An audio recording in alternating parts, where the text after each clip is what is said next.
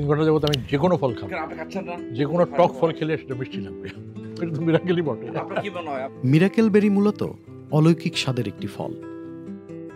এটিকে কখনো কখনো প্রাকৃতিক আজব ফল হিসেবেও ব্যাখ্যা করা হয়। এটির বিশেষত্ব হল এটি জিভের স্বাদ গ্রহণে প্রভাব ফেলে, বিশেষ করে টক স্বাদকেও মিষ্টি হিসেবে অনুভব করায়। মিরাকেল বেরিটা 3 ঘন্টা আগে খেয়েছি। লেবু তো টকই হয়, সাইট্রাস দেখি কি অবস্থা। প্রচন্ড টক, মিষ্টি মানে মধুর মতো মিষ্টি।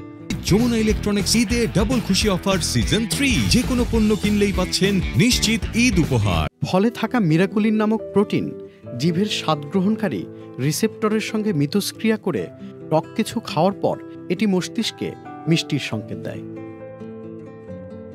এই ফলটির বিশেষ কিছু উপকারিতাও রয়েছে, বিশেষ করে কেমোথেরাপি রোগীদের স্বাদ গ্রহণে সহায়তা করে। এমনকি ডায়াবেটিক রোগীদের চিনি ছাড়া মিষ্টির স্বাদ উপভোগ করারও সহায়ক হিসেবে কাজ করে। এছাড়াও ওজন নিয়ন্ত্রণেও বেশ ভূমিকা রাখে এই ফলটি।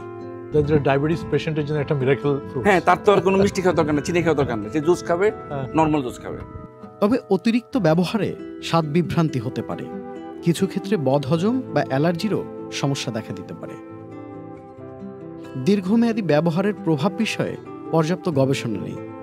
তবে কিছু দেশ যেমন যুক্তরাষ্ট্রে মিরাকেল বেরি প্রাকৃতিক সুইটেনার হিসেবে ব্যবহারে বিধিনিষেধ রয়েছে।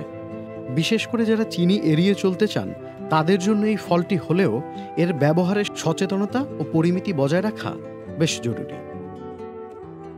Tanvir Limon, channel I.